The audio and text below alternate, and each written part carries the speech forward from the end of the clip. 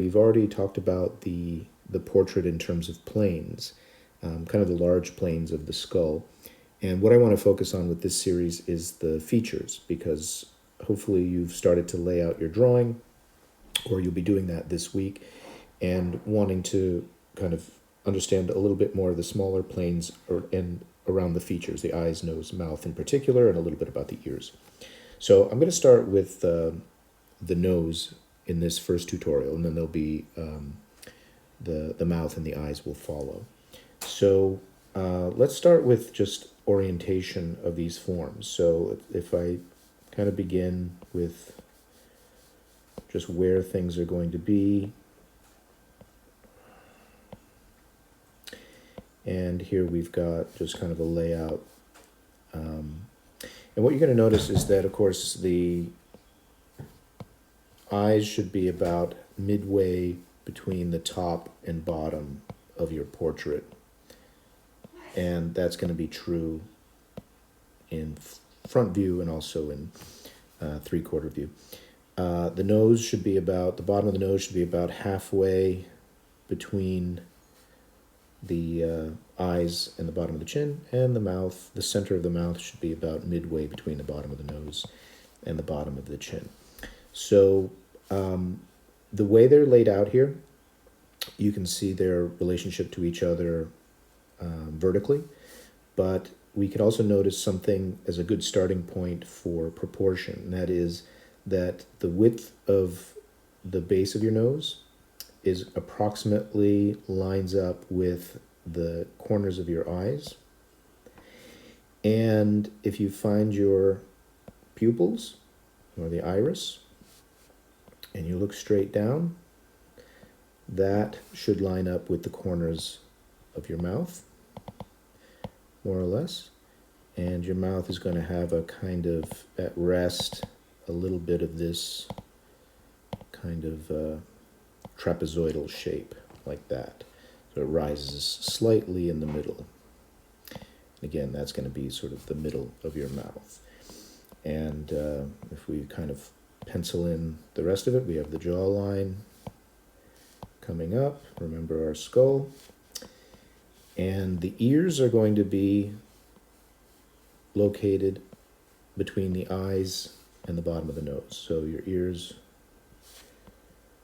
will be approximately in this location. And then the skull coming up. And remember that the planes of the forehead, 3 planes for the most part, and that plane break is usually on that sort of outer third of the eyebrow. In other words, about 2/3 of your eyebrow are on the front plane, and that outer third is on the side plane. And that creates those forms. Here's your cheekbones, and then the zygomatic muscles coming down to the corner of the mouth, and creating that sort of, again, trapezoidal shape, front plane of the face. And all of this on the side is foreshortening that side plane of the jaw. So that's your basic layout of these forms in terms of their placement. Now, let's talk about form. Let's talk about the planes around the nose in particular. So what I'm going to start off with is, we want to think of the nose, and I'm going to do this in three-quarter view. But the key to it is, if we look at the underside of the nose, here's the front, it comes back, and this is where your upper lip is, and there's going to be a septum area, and then your nostrils, and then the front of the nose. So you can see that you're going to have a kind of, again, a kind of sharp trapezoidal shape here, which gives the nose its distinct wedge-like form. So as I sort of sketch it out, and the way you want to think about it is like this. So I'm going to sketch out a three-quarter view solid. And this is the underside. And then it's going to lean back and have a shape kind of like this. And this is really important for a couple of reasons. There are two things you want to look for.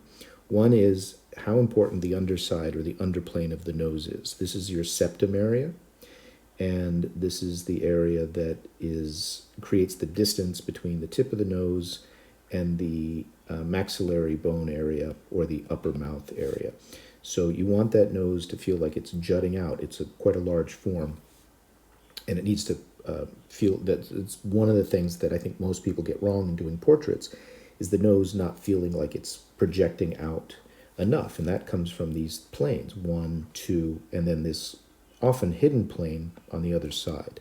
Sometimes you can see that plane if you're close enough to the front, and if you are in the front, if we look at this guy again, looking right at the front, you'll see the front plane, and then you'll see the two side planes of the nose. From three-quarter view, you may only see one of the side planes, but again, that's an important concept. The other thing worth noting is this moment here. This is the depth of your nose up at the top near your eye. So here's the bridge of the nose, and it comes down. And again, what a lot of people make a mistake doing is connecting this point here to this point and making too much of a triangle out of it, or a kind of like a real wedge, like a wedge of cheese.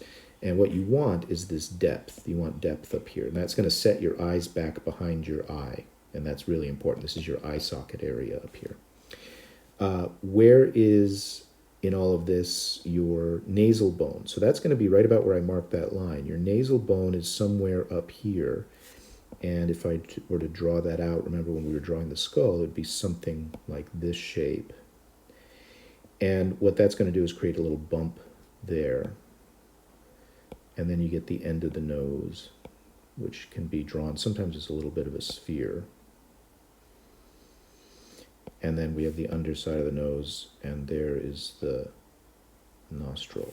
So let me sketch it out in a little bit bigger view here, and also include some of the surrounding planes. So let me create a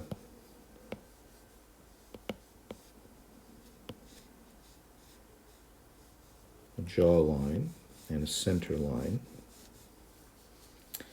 And remember that this is going to be about where the nose is going to be. And I'm going to start by finding the end of that nose, and I'm going to create this plane. And let's start with that sort of wedge shape right there. Okay. And that's going to bring me down into the mouth. And this is just going to help me see a little proportion as I lay this out. Okay, so here's where the nasal bone is. So I'm going to look to see. Sometimes you don't see it, but there might be a little bump there. And we really want to separate this sort of front of the nose right here from the side right there. So I've got that line in there to do that. And I'm going to just kind of mark where the back of that nostril is, and it's kind of a little bit of a squared off shape like that. And I'm going to reinforce the tip of the nose here. I really want to create the little plane underneath. It's very foreshortened, but it's an important one. If the head is tilting down, you may not see that plane. Or if you're quite high above, if you're drawing somebody sitting in a chair, you may not see that plane as strongly. But normally at eye level, you're going to see a slight plane here. And the reason for that is the nose from side view has a little bit of a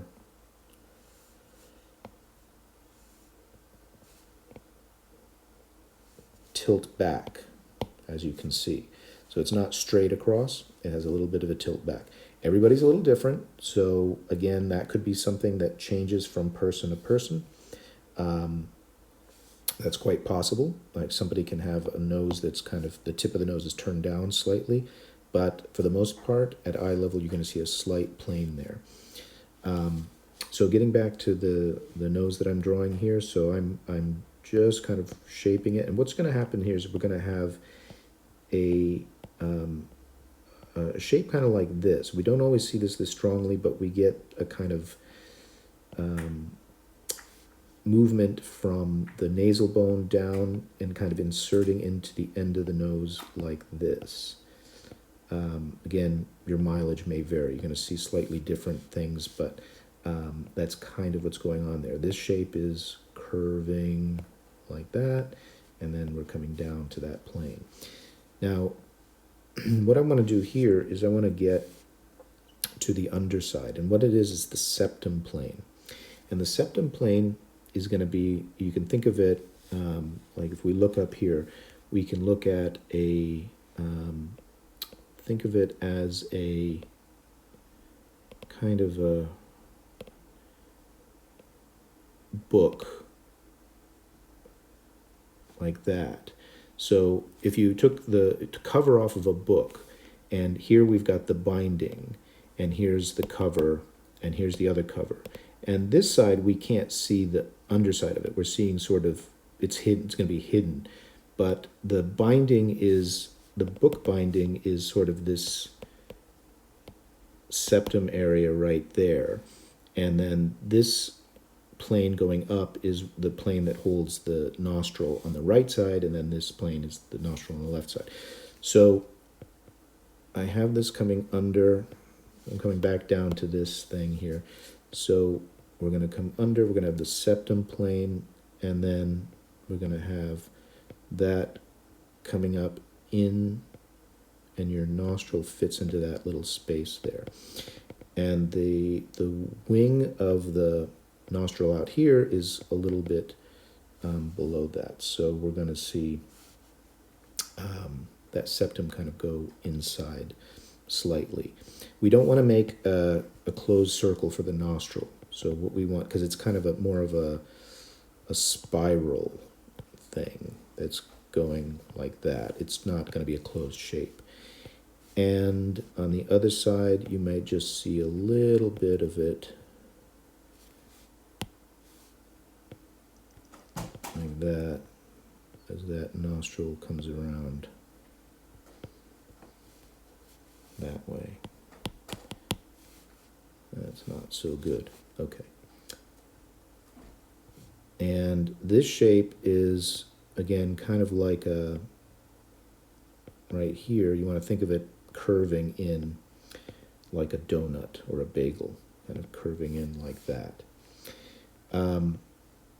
Now, the nostril is sort of like a little bit of a step. You can think of these as stairs. So if I come over here and we think about the nose as being a little bit like this. So we're going to come across, we're going to come down, then we're going to come out again and then go down. So we're going to have this little kind of step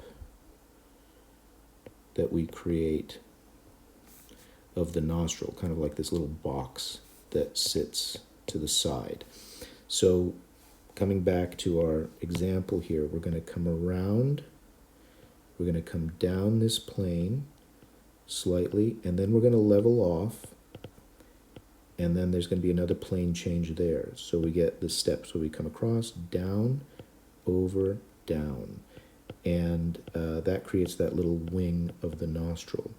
And of course, that's transitioning into the underplane of the septum area. So we get this pretty complex little area up in here that you're trying to figure out. And we can do a little bit of fine-tuning. And then over here, we're going to see where that the nose kind of meets up with the cheekbone area. And in here, you're going to get a little pinch, pinch. And up here, we're going to get the glabella which is that plane that goes like this. That's over here. So now we've got the underplane of the nose. Got just a little suggestion of the far side of the nose. Under the septum area, we're going to have the movement of the beginnings of the planes around the mouth.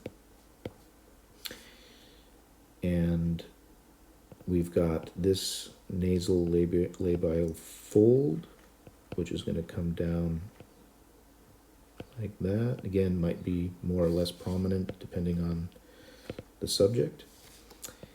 And your eyes are going to be in here, relative to that nasal form. And then just to kind of complete this shape, we're going to come up to the brow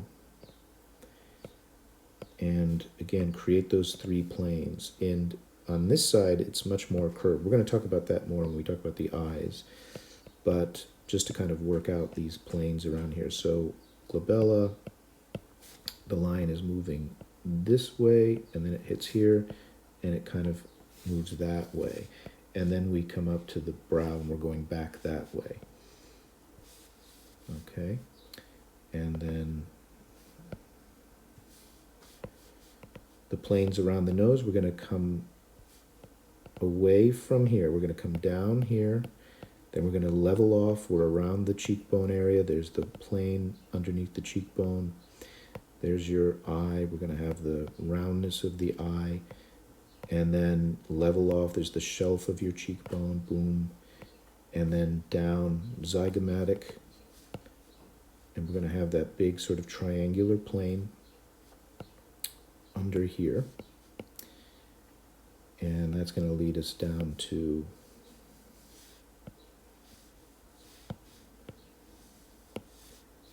again, cheekbone, zygomatic is right there, and this plane of the eye.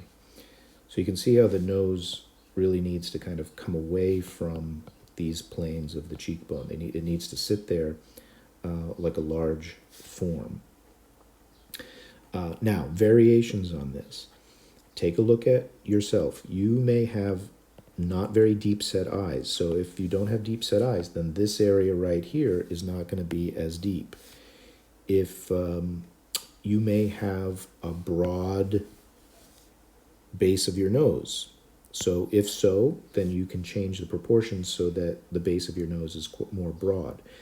Your nose may be a little bit more like strong triangular shape. So we come out, end of the nose, broad,